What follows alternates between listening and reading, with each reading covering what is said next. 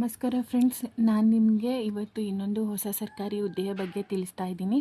ಅದು ಬಂದುಬಿಟ್ಟು Bharat electronics limited ನೇಮಕಾತಿ ವತಿಯಿಂದ ಖಾಲಿ ಇರುವ ಹುದ್ದೆಗಳ ಭರ್ತಿಗೋಸ್ಕರ ಒಂದು ಹೊಸ ಅಧಿಸೂಚನೆಯನ್ನು ಬಿಡುಗಡೆ ಮಾಡಿದ್ದಾರೆ.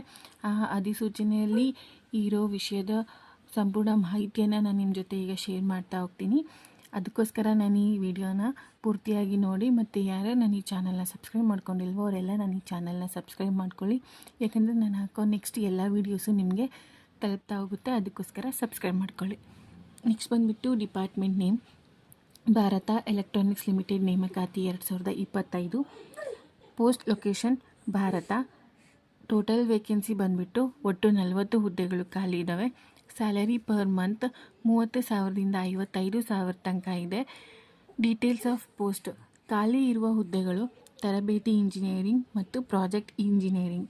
Age limit to apply for this post: ವಯೋಮಿತಿ ಏನಿರಬೇಕು ಅಂತ ಅಂದರೆ, ಭಾರತದ ಎಲೆಕ್ಟ್ರಾನಿಕ್ಸ್ ಲಿಮಿಟೆಡ್ ನೇಮಕಾತಿ ಪ್ರಕಾರ ಅಭ್ಯರ್ಥಿಗಳಿಗೆ ಕನಿಷ್ಠ 18 ವರ್ಷ ಆಗಿರಬೇಕು. ಗರಿಷ್ಠ 32 ವರ್ಷ ಮೀರಿರಬಾರದು. ಅಂದರೆ 18 ವರ್ಷದಿಂದ 32 ವರ್ಷದ ಒಳಗಿರೋ ಆಸಕ್ತ ಅಭ್ಯರ್ಥಿಗಳು ಈ ಹುದ್ದೆಗಳಿಗೆ ಅರ್ಜಿಯನ್ನು ಸಲ್ಲಿಸಬಹುದಾಗಿದೆ. ಸರ್ಕಾರದ ನಿಯಮಗಳ ಪ್ರಕಾರ ವಯೋಮಿತಿ ಸಡಿಲಿಕೆ ಕೂಡ ಇರುತ್ತದೆ. ಈ ನೋಟಿಫಿಕೇಷನಲ್ಲಿ ಇರೋ ಪ್ರಕಾರ ವಯೋಮಿತಿ ಸಡಿಲಿಕೆ ಕೂಡ ಇರುತ್ತೆ. ಅದನ್ನು ನಾವು ನೋಟಿಫಿಕೇಷನಲ್ಲಿ ನೋಡ್ಕೋಬೇಕಾಗುತ್ತೆ.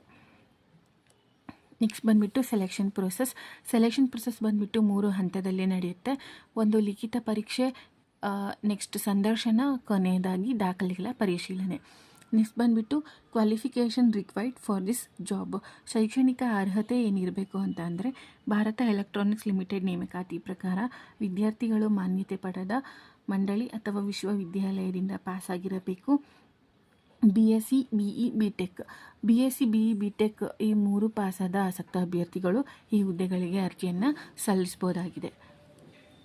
ನೆಕ್ಸ್ಟ್ ಬಂದುಬಿಟ್ಟು ಅಪ್ಲಿಕೇಶನ್ ಶುಲ್ಕ ಏನಿರುತ್ತೆ ಅಂದರೆ, ಪ್ರಾಜೆಕ್ಟ್ ಇಂಜಿನಿಯರಿಂಗ್ ಹುದ್ದೆಗಳಿಗೆ ಸಾಮಾನ್ಯ ವರ್ಗದ ಅಭ್ಯರ್ಥಿಗಳಿಗೆ ಮತ್ತು OBC ಮತ್ತು EWS ವರ್ಗದ ಅಭ್ಯರ್ಥಿಗಳಿಗೆ 400 ರೂಪಾಯಿಗಳು ಇರ್ತವೆ. ಮತ್ತು ಪರಿಶಿಷ್ಟ ಜಾತಿ, ಪರಿಶಿಷ್ಟ ಪಂಗಡ ಅಭ್ಯರ್ಥಿಗಳಿಗೆ ಯಾವುದೇ ಅರ್ಜಿ ಶುಲ್ಕ ಇರೋದಿಲ್ಲ. ನೆಕ್ಸ್ಟ್ ಸೆಕೆಂಡ್ ಒಂದು ಬಂದುಬಿಟ್ಟು ತರಬೇತಿ ಇಂಜಿನಿಯರಿಂಗ್ ಹುದ್ದೆಗಳಿಗೆ OBC ಮತ್ತು EWS ಮತ್ತು ಸಾಮಾನ್ಯ ಅಭ್ಯರ್ಥಿಗಳಿಗೆ 150 ರೂಪಾಯಿಗಳಾಗಿರ್ತವೆ. ಮತ್ತು ಪರಿಶಿಷ್ಟ ಜಾತಿ, ಪರಿಶಿಷ್ಟ ಪಂಗಡ ವರ್ಗದ ಅಭ್ಯರ್ಥಿಗಳಿಗೆ ಯಾವುದೇ ಅರ್ಜಿ ಶುಲ್ಕ ಇರೋದಿಲ್ಲ. ಆನ್ಲೈನ್ ಮುಖಾಂತರ ಅರ್ಜಿ ಶುಲ್ಕ ಪಾವತಿ ಮಾಡಬೇಕಾಗುತ್ತದೆ. ನಾವು ಆನ್ಲೈನ್ ಮೂಲಕ ಅರ್ಜಿ ಶುಲ್ಕವನ್ನು ಪಾವತಿ ಮಾಡಬೇಕಾಗುತ್ತೆ. ಮತ್ತು ಇಂಪಾರ್ಟೆಂಟ್ ಡೇಟ್ಸ್ ಫಾರ್ ಅಪ್ಲೈಯಿಂಗ್: ಅರ್ಜಿ ಸಲ್ಲಿಸಲು ಪ್ರಾರಂಭ ದಿನಾಂಕ 11/12/2024. ಅರ್ಜಿ ಸಲ್ಲಿಸಲು ಕೊನೆಯ ದಿನಾಂಕ 1/1/2025. ಜನವರಿ 1ನೇ ತಾರೀಕು ತನಕ ನಾವು ಅರ್ಜಿಯನ್ನು ಸಲ್ಲಿಸಬಹುದಾಗಿದೆ. ಯಾರ್ಯಾರು ಅರ್ಜಿಯನ್ನು ಸಲ್ಲಿಸಿಲ್ಲ ಅವರೆಲ್ಲರೂ ಜಲ್ದಿ ಅರ್ಜಿಯನ್ನು ಸಲ್ಲಿಸಬೇಕಾಗುತ್ತೆ. ನೆಕ್ಸ್ಟ್ ಬಂದುಬಿಟ್ಟು how to apply for this job: ನಾವು ಯಾವ ಥರ ಅರ್ಜಿಯನ್ನು ಈ ಹುದ್ದೆಗಳಿಗೆ ಸಲ್ಲಿಸಬೇಕು ಅಂತ ಅಂದರೆ, ಬಿಡುಗಡೆ ಮಾಡಿದ ಅಧಿಸೂಚನೆಯನ್ನು ಎಲ್ಲ ಅಭ್ಯರ್ಥಿಗಳು ಒಮ್ಮೆ ಸರಿಯಾಗಿ ಓದಿಕೊಳ್ಳಿ. ಫಸ್ಟ್ ಏನು ಮಾಡಬೇಕು, ನಾವು ನೋಟಿಫಿಕೇಷನ್ನ ನೀಟಾಗಿ ಓದ್ಕೋಬೇಕಾಗುತ್ತೆ. ಅದಾದಮೇಲೆ ಮೊದಲು ರಿಜಿಸ್ಟರ್ ಮಾಡಿಕೊಳ್ಳಬೇಕು. ವಿದ್ಯಾರ್ಥಿಗಳು ಪಾಸ್ವರ್ಡ್ ಮತ್ತು ರಿಜಿಸ್ಟರ್ ನಂಬರ್ ಹಾಕಿಕೊಂಡು ಲಾಗಿನ್ ಆಗಬೇಕು. ಫಸ್ಟ್ ನಾವು ರಿಜಿಸ್ಟರ್ ಮಾಡ್ಕೋಬೇಕಾಗುತ್ತೆ. ರಿಜಿಸ್ಟರ್ ಆದಮೇಲೆ ನಮ್ಗೆ ಅದರಲ್ಲಿ ಒಂದು ರಿಜಿಸ್ಟರ್ ನಂಬರ್ ಮತ್ತು ಪಾಸ್ವರ್ಡ್ ಕ್ರಿಯೇಟ್ ಮಾಡಬೇಕಾಗುತ್ತೆ. ಪಾಸ್ವರ್ಡ್ ಕ್ರಿಯೇಟ್ ಆದಮೇಲೆ ಆ ಪಾಸ್ವರ್ಡ್ ಮತ್ತು ರಿಜಿಸ್ಟರ್ ನಂಬರ್ ಇಟ್ಕೊಂಡ್ಬಿಟ್ಟು ಲಾಗಿನ್ ಮಾಡಬೇಕಾಗುತ್ತೆ.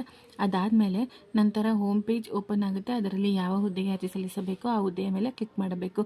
ನಾವು ಲಾಗಿನ್ ಆದ ತಕ್ಷಣ ಒಂದು ಹೋಮ್ ಪೇಜ್ ಓಪನ್ ಆಗುತ್ತೆ. ಆ ಹೋಮ್ ಪೇಜ್ ಅಲ್ಲಿ ಈ ಹುದ್ದೆಗಳ ಪಟ್ಟಿ ಇರುತ್ತೆ. ಅದರಲ್ಲಿ ನಮಗೆ ಯಾವ ಹುದ್ದೆ ಬೇಕೋ ಅದ್ರ ಮೇಲೆ ಕ್ಲಿಕ್ ಮಾಡ್ಕೋಬೇಕಾಗುತ್ತೆ.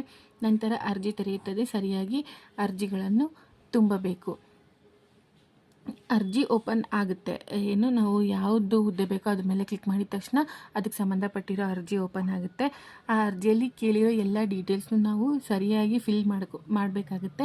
ನಂತರ ಪ್ರತಿಯೊಂದು ದಾಖಲೆಗಳನ್ನು ಸಲ್ಲಿಸಬೇಕಾಗುತ್ತೆ. ಅದಾದಮೇಲೆ ಅವ್ರ ನೋಟಿಫಿಕೇಷನಲ್ಲಿ ಏನೇನು ದಾಖಲೆಗಳು ಬೇಕು ಅಂತ ನೋಟಿಫೈ ಮಾಡಿರ್ತಾರೋ ಆ ಎಲ್ಲ ದಾಖಲೆಗಳನ್ನು ಕೂಡ ನಾವು ಸರಿಯಾಗಿ ಅಪ್ಲೋಡ್ ಮಾಡಬೇಕಾಗುತ್ತೆ.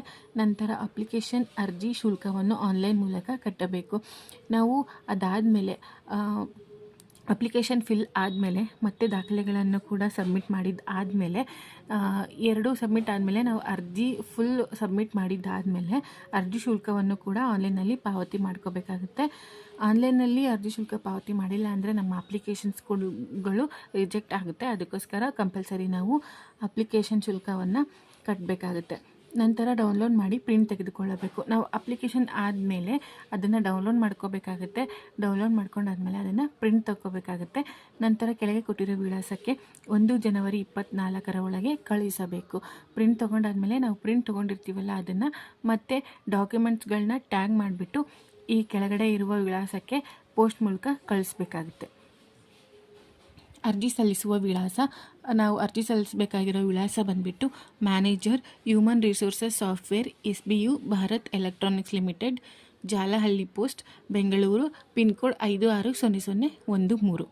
ನೆಕ್ಸ್ಟು ಬೇಕಾಗುವ ದಾಖಲೆಗಳು, ಯಾವ್ಯಾವ ದಾಖಲೆಗಳು ಬೇಕು ಅಂತ ಅಂದರೆ ಆಧಾರ್ ಕಾರ್ಡ್, ಜಾತಿ ಪ್ರಮಾಣ ಪತ್ರ ಹಾಗೂ ಆದಾಯ ಪ್ರಮಾಣ ಪತ್ರ, ಅನುಭವ ಪ್ರಮಾಣ ಪತ್ರ, ಶೈಕ್ಷಣಿಕ ಪ್ರಮಾಣ ಪತ್ರ ಅಂದರೆ ಶೈಕ್ಷಣಿಕ ಅಂಕಪಟ್ಟಿಗಳು ಮತ್ತು ಜನ್ಮ ದಿನಾಂಕ ಪ್ರಮಾಣ ಪತ್ರ, ID ಪುರಾವೆ ಪತ್ರಗಳು, ID ಕಾರ್ಡ್ ಆಗಿರ್ಬೋದು ಮತ್ತು ಆಧಾರ್ ಕಾರ್ಡ್ ಆಗಿರ್ಬೋದು, ಇವೆಲ್ಲ ID ಪುರಾವೆ ಪತ್ರಗಳು. ಇದಿಷ್ಟು ಅಟ್ಯಾಚ್ ಮಾಡಬೇಕಾಗಿರೋ ದಾಖಲೆಗಳು. ಇದಿಷ್ಟು ಕೂಡ ಈ ಹುದ್ದೆಗೆ ಸಂಬಂಧಪಟ್ಟಿರೋ ಮಾಹಿತಿಯಾಗಿರುತ್ತೆ. ನಾನು ನೆಕ್ಸ್ಟ್ ವೀಡಿಯೋದಲ್ಲಿ ಇನ್ನೊಂದು ಸರ್ಕಾರಿ ಹುದ್ದೆಯ ಬಗ್ಗೆ ತಿಳಿಸ್ತೀನಿ. Thank you friends.